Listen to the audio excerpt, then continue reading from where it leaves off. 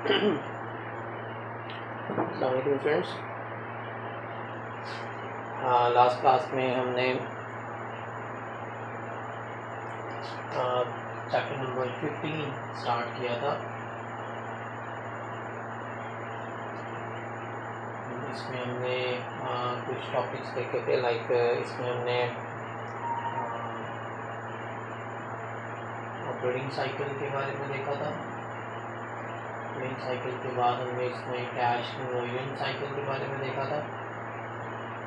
और देन हमने इसमें इकोनॉमिक ऑर्डर क्वांटिटी, ये हमने इसमें कुछ चीज़ें देखी थी। इन्हीं चीज़ों को हम फर्दर कैरी करते हैं। इनके कुछ न्यूमेरिकल्स भी हमने देखे थे, लाइक इसके अलावा हमने एग्रेसिव और कंजर्वेटिव स्ट्रेटजीज के बारे में देखा था। तो ये बातें हमने लास्ट क्लास में इससे सीखी। चैप्टर 15 की इनके बारे में जो न्यूमेरिकल है, इसमें पहले जो 3 न्यूमेरिकल है वो इकोनॉमिक ऑर्डर, वो ऑपरेटिंग साइकिल और कैश कन्वर्जन साइकिल के हैं। जो इसमें प्रॉब्लम नंबर 4 है, प्रॉब्लम 4 ये एग्रेसिव और कंजर्वेटिव स्ट्रेटजी के बारे में। एंड देन जो प्रॉब्लम नंबर 5 से लेकर प्रॉब्लम नंबर 6, ये दो जो प्रॉब्लम्स हैं, प्रॉब्लम 5 एंड प्रॉब्लम 6, ये हैं हमारी EOQ की इन्वेंट्री के बारे में।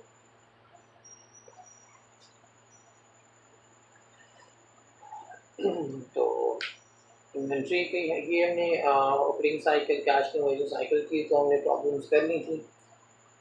अग्रेसिव और कंजर्वेटिव स्ट्रेटजी की भी आपको मैंने खुद से एक प्रॉब्लम करवाई थी, तो वो बिल्कुल ऐसी ही है जैसे कि आपकी ये प्रॉब्लम नंबर 4 है।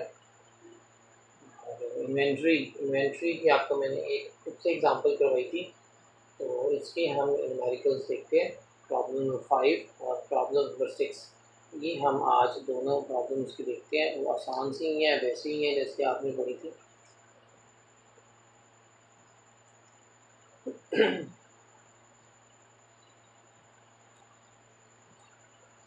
प्रॉब्लम नंबर 5 हम पहले इसे करते हैं।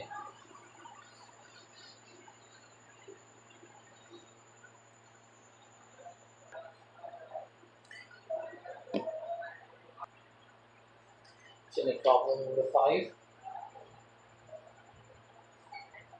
इसकी इंफॉर्मेशन मैं आपके सामने लिख देता हूँ। लाइक इसमें बताया गया कि tiger corporation purchases 12 lakh units per year. हमें जो एनुअल रिक्वायरमेंट दी गई है,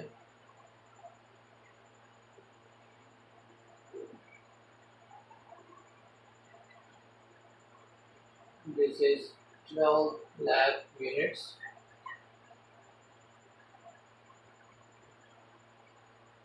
and fixed cost या ऑर्डरिंग कॉस्ट,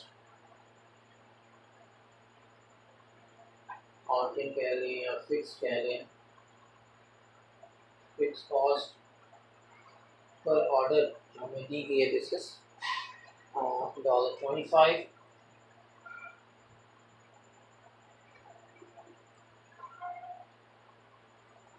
एंड फिर उसने हमें कहा है कि उसकी जो यूनिट कॉस्ट है, हमने जो चीज़ें वहाँ से परचेज करनी है, जो भी हमने वहाँ से गुड्स परचेज करनी है, उन उसकी एक यूनिट की जो कॉस्ट है, एक चीज़ की जो कॉस्ट है, दिस इज़ $2। एंड अब ये जो यूनिट कॉस्ट है, ये तो हमने इसका इस्तेमाल तो फार्मूले में नहीं होगा जब हम EOQ फाइंड करेंगे, लेकिन इसका इस्तेमाल हम करेंगे। उसने हमें कहा है कि कैरिंग कॉस्ट,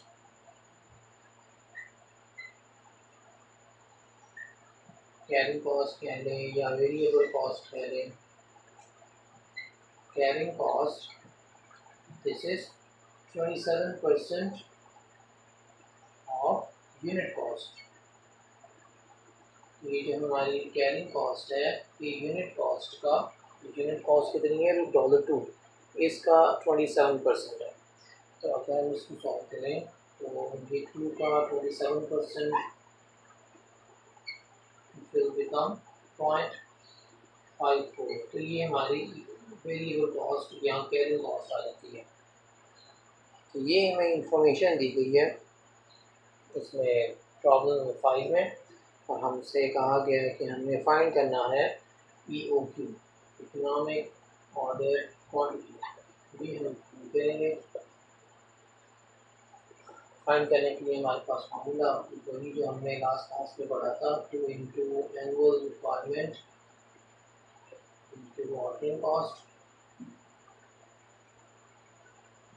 और इसको डिवाइड करेंगे कैरी कॉस्ट के साथ। यही फार्मूला था जो हमने लास्ट क्लास में डिस्कस किया था। इसकी वैल्यूज़ हम पुट करते हैं। वैल्यूज़ में देखें,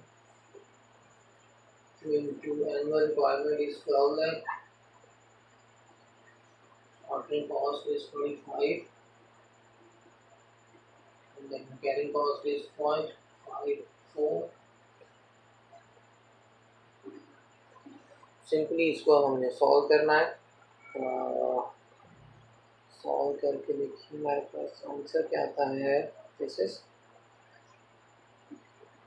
10,541। सो this is the economic order quantity. ये हमारी इकोनॉमिक ऑर्डर क्वांटिटी है।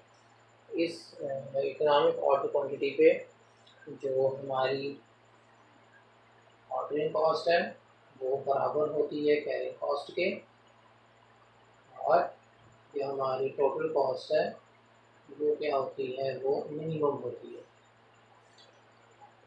तो ऑर्डरिंग कॉस्ट के बारे में अगर आपसे पूछा जाए कि what is the behaviour of cost at economic order quantity, economic order quantity में कॉस्ट का बिहेवियर क्या होता है, तो आप इस तरह से ये दो बातें बता सकते हैं। एक बात ये कि इकोनॉमिक ऑर्डर क्वांटिटी में ऑर्डरिंग कॉस्ट और कैरिंग कॉस्ट आपस में बराबर होते हैं।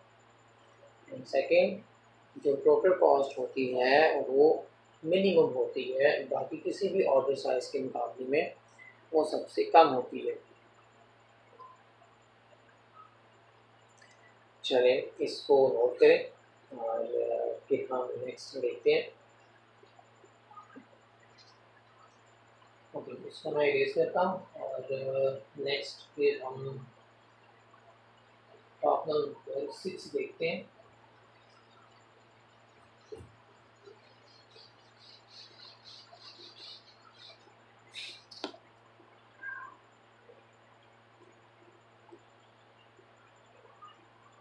प्रॉब्लम नंबर 6, इसमें आपको कुछ इंफॉर्मेशन और भी दी गई है।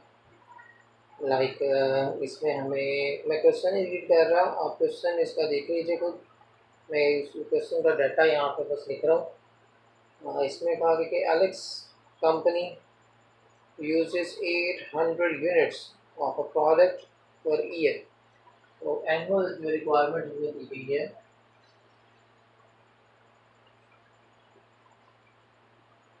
This is 800 units,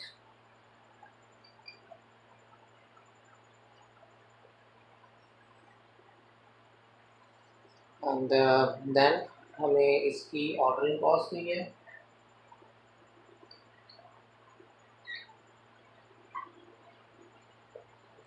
ordering cost is $50,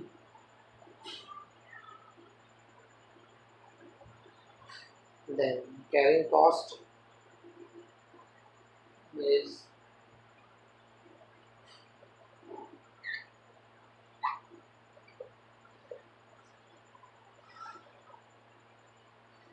$2।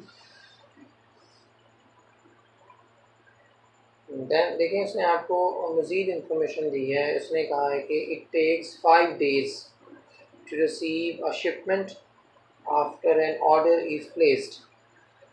हम जब ऑर्डर प्लेस करते हैं चीज़ों को परचेज़ करने के लिए, लाइक हमने किसी और सिटी से चीज़ें परचेज़ करनी है तो ज़ाहिर है हम उनको पहले ऑर्डर करेंगे। तो ऑर्डर करने से लेके अब ज़ाहिर है वो चीज़ें इस दिन तो नहीं आ जाएगी, हमें वो चीज़ें पहुंचने में हमें कुछ दिन लग जाएंगे।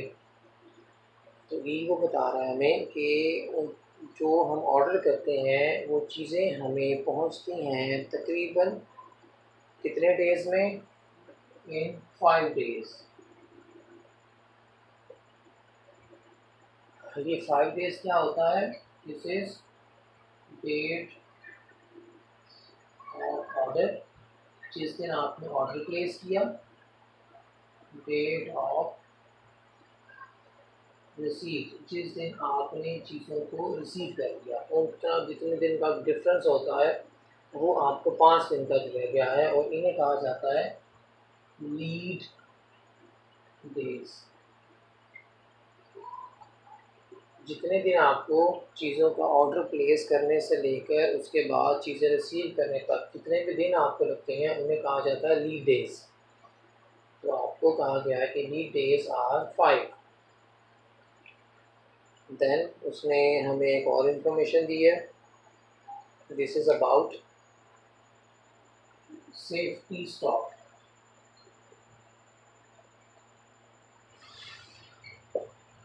सेफ्टी स्टॉक, अच्छा सेफ्टी स्टॉक के बारे में देखें। लाइक देखो ये आपके पास टोटल यूनिट्स हैं, 100 आपके पास टोटल यूनिट्स हैं जो आपके पास पड़ी हैं। अब आप इनको सेल करते हैं, सेल करते करते अब ऐसा तो नहीं आप करेंगे ना कि जब ये चीज़ें सेल करते हुए ज़ीरो रह जाएं, आपके पास स्टॉक ख़त्म हो जाए, देन आप उसका ऑर्डर प्लेस करेंगे। ऐसा तो नहीं करते हम, ताकि हम अपने पास कुछ कुछ मार्जिन रखते हैं। तो वो मार्जिन इसलिए होता है ताकि हमारा जो बिज़नेस है वो जैसे चलता रहे, उसमें ब्लॉक ना हो वो किसी भी कंडीशन में आके। तो सेफ्टी स्टॉक क्या होता है कि हम अपने पास कुछ जो गुड्स हैं वो एज अ सेफ्टी रखते हैं। मिनिमम वो हमारी चीज़ें होती हैं। लाइक देखिए ज़रा, हम कहते हैं कि अगर हमने सपोज़ जब हमारे पास 20 चीज़ें बाकी रह जाती हैं तो हम फिर क्या करते हैं, हम इन 20 चीज़ों को एज अ सेफ्टी स्टॉक रख देते हैं। हम चीज़ों के ख़त्म होने का वेट नहीं करते, बल्कि हम जब चीज़ें हमारे पास 20 रह जाती हैं तो हम उनको ऑर्डर प्लेस कर देते हैं। तो ये हमारे पास सेफ्टी स्टॉक होता है और जो हमने अपने पास इस्तेमाल करने के लिए रखना होता है। तो सेफ्टी स्टॉक फाइंड करने का हमारे पास फार्मूला होता है एवरेज डेली यूजेज इनटू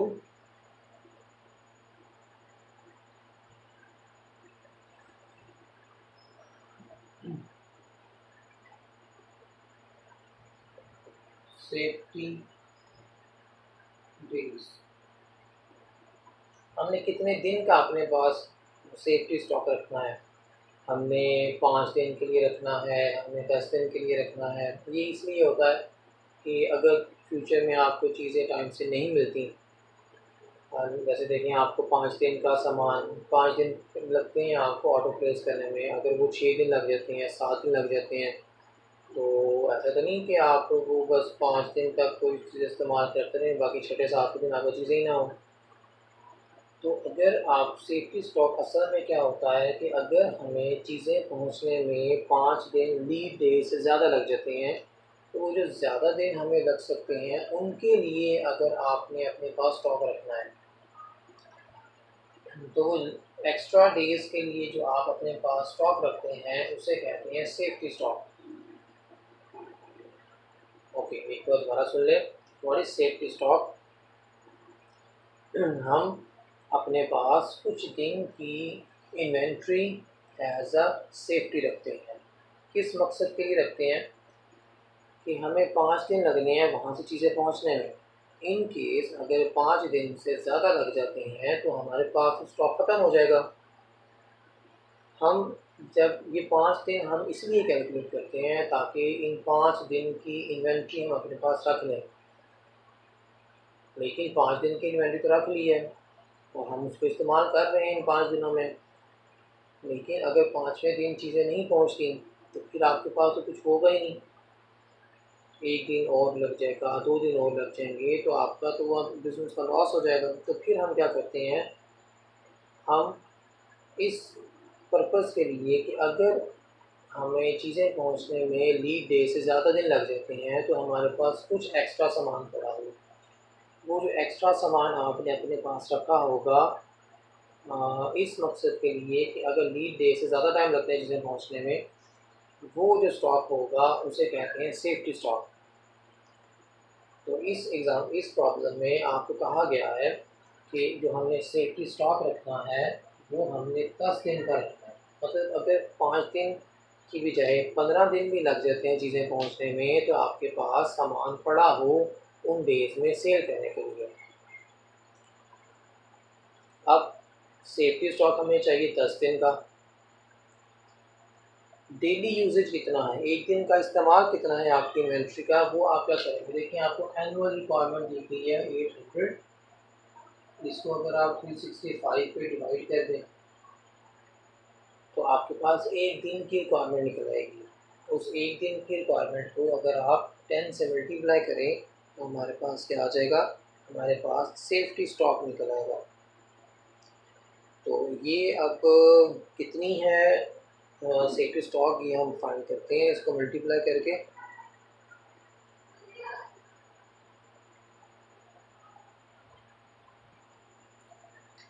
ये आंसर आता है 2.19। इसको अगर मल्टीप्लाई करें तो इट बिकम्स 219। तो दिस इज 219, ये हमारा सेफ्टी स्टॉक है।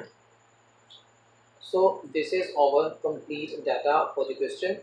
हमारा जो क्वेश्चन है उसका यही डाटा हमें गिवन है।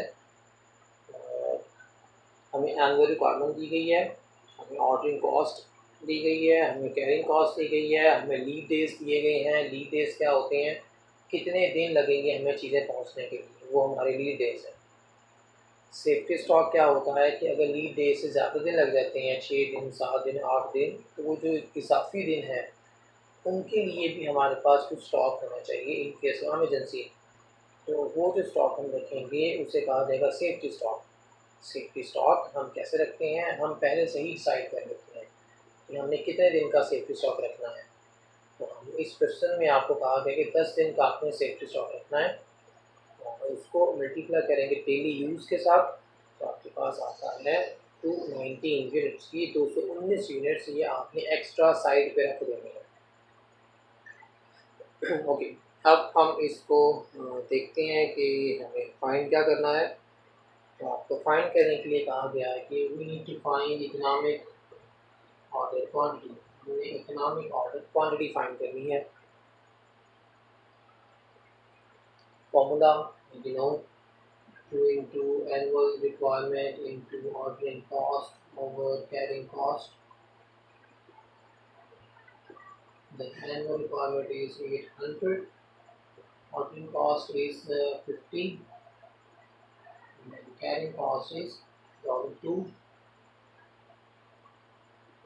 सो इसको जब हम फाइंड करेंगे तो फाइंड करके हमारे पास यूनिट्स आते हैं 200।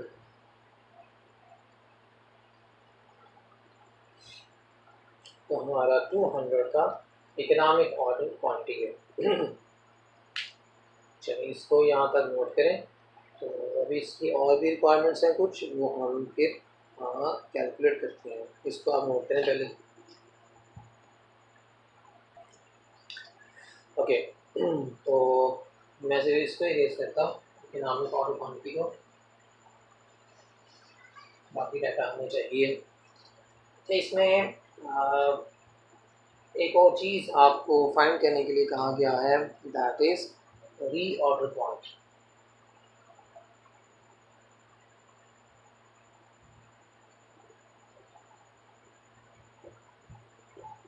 Reorder point. Okay, reorder point क्या होता है, इसको ज़रा देखें। देखें ज़रा, सपोज हमने चीज़ें मंगवाई थी। देखें हमारा जो इकोनॉमिक ऑर्डर क्वांटिटी था वो कितना आया था, दिस वाज 200। हम इन चीज़ों को इस्तेमाल करते जाएंगे, इस्तेमाल करते करते अब ऐसा तो नहीं होगा कि हमारी चीज़ें जब ज़ीरो हो जाए हम फिर ऑर्डर प्लेस करें, बल्कि हम क्या करेंगे, हम एक मिनिमम लेवल अपना फिक्स कर लेंगे, सपोज 50, कि जब हमारे स्टॉक में इतनी चीज़ें रह जाएंगी तो फिर हम क्या करेंगे, हम ऑर्डर प्लेस कर देंगे मज़ीद चीज़ें परचेस करने का। ये जो मिनिमम चीज़ें होती हैं हमारी इन्वेंट्री में, इसे कहा जाता है reorder point. So what is reorder point? ये वो मिनिमम इन्वेंट्री लेवल है कि जिसके होते ही हम ऑर्डर प्लेस करते हैं नए यूनिट्स के खरीदने के लिए। अब 50 यूनिट्स क्यों रखे जाते हैं? अब जितने दिन ये 5 दिन लगेंगे हमारी चीज़ों को पहुंचने के लिए, उन 5 दिनों में हम फिर इनको इस्तेमाल करेंगे, और जैसे ही वो 5 दिन गुजरेंगे ये चीज़ें सारी इस्तेमाल हो जाएंगी और उतनी देर में हमारे पास फिर नई चीज़ें पहुंच जाएंगी। तो दिस इज़ री ऑर्डर पॉइंट। सेफ्टी स्टॉक और री ऑर्डर पॉइंट का डिफरेंस क्या होता है? री ऑर्डर पॉइंट हम रखते हैं इन लीड डेज में चीज़ों को इस्तेमाल करने के लिए। लीड डेज का तो हमें पता होता है कि 5 दिन लगते हैं चीज़ें पहुंचने के लिए, 6 दिन लगते हैं चीज़ें पहुंचने के लिए। तो जो री ऑर्डर पॉइंट होता है ये हम मेंटेन करते हैं इन 5 दिनों में, इन लीड डेज में इस्तेमाल करने के लिए। सेफ्टी स्टॉक होता है इन लीड डेज से ज़्यादा दिन अगर बाय चांस हो जाते हैं, कभी हर दफ़ा नहीं होंगे, अगर समटाइम्स ज़्यादा दिन लग जाते हैं लीड डेज से, तो उनमें फिर हमारे पास इस्तेमाल करने के लिए कुछ चीज़ें होनी चाहिए। तो लीड डेज से ज़्यादा दिन अगर हमें लगते हैं तो उन डेज़ में हम किसको इस्तेमाल करेंगे, हम सेफ्टी स्टॉक का इस्तेमाल करेंगे। और ड्यूरिंग लीड डेज हम क्या चीज़ इस्तेमाल करेंगे, हम अपना री ऑर्डर पॉइंट इस्तेमाल करेंगे। अब इसको हम कैलकुलेट करते हैं कि री ऑर्डर पॉइंट कैसे कैलकुलेट होगा। मैं फार्मूला उसका लिखता हूँ, सॉल्व करते हैं, तो फिर इसका डिफरेंस एक दफ़ा हम दोबारा देखते हैं। तो इसका फार्मूला होता है annual requirement over 365 into lead days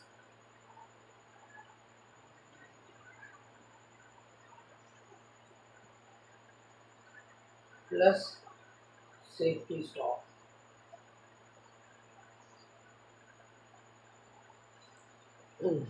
Annual requirement over lead days into lead days.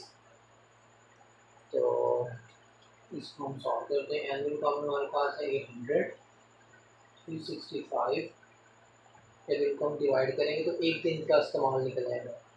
इनको लीड डेज कितने, 5 दिन, 5 दिन से मल्टीप्लाई करेंगे तो 5 दिन में का इस्तेमाल निकल आएगा कि 5 दिन में हमने कितनी चीज़ें इस्तेमाल करनी है। देन 219 ये हम ऑलरेडी फाइंड कर चुके हैं। इसको जब हम सॉल्व करेंगे तो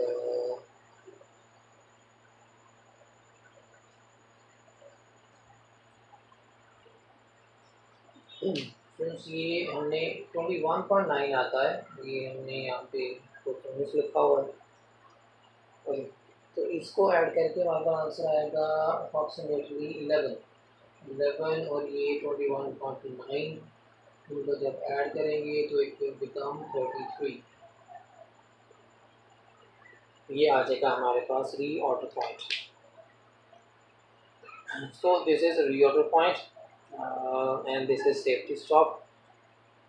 इसका डिफरेंस एक दफ़ा हम दोबारा से देख लेते हैं क्या होता है सेफ्टी। इसको पहले आप नोट करें और फिर हम डिफरेंस देखते हैं री ऑर्डर पॉइंट का और सेफ्टी स्टॉक का।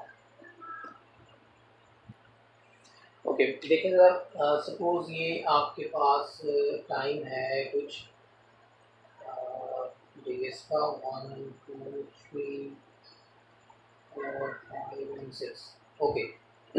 देखें, हम कहते हैं कि हमें जो लीड डेज हैं हमारे, दीज आर 3, ये हमारे लीड डेज हैं। हमें चीज़ें पहुंचने के लिए 3 दिन लगते हैं।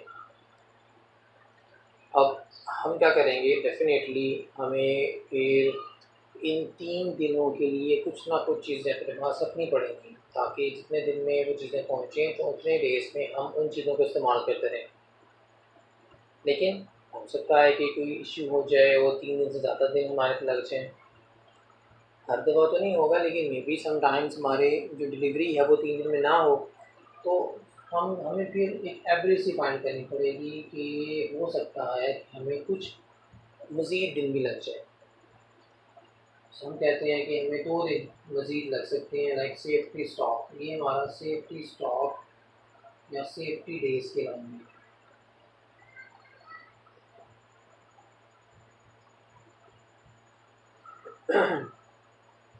अब ये जो 2 दिन हैं, इन 2 दिन के लिए भी हम कुछ अपने पास इन्वेंट्री रखेंगे कि अगर लीड डेज से ज़्यादा दिन लग जाते हैं तो वो 2 दिन हम क्या करेंगे फिर। तो इन 2 दिन के लिए हम अपने पास क्या करेंगे, कुछ एक्स्ट्रा सामान रखेंगे। ये जो एक्सेसिव सामान होगा इसे बोला जाएगा सेफ्टी स्टॉक।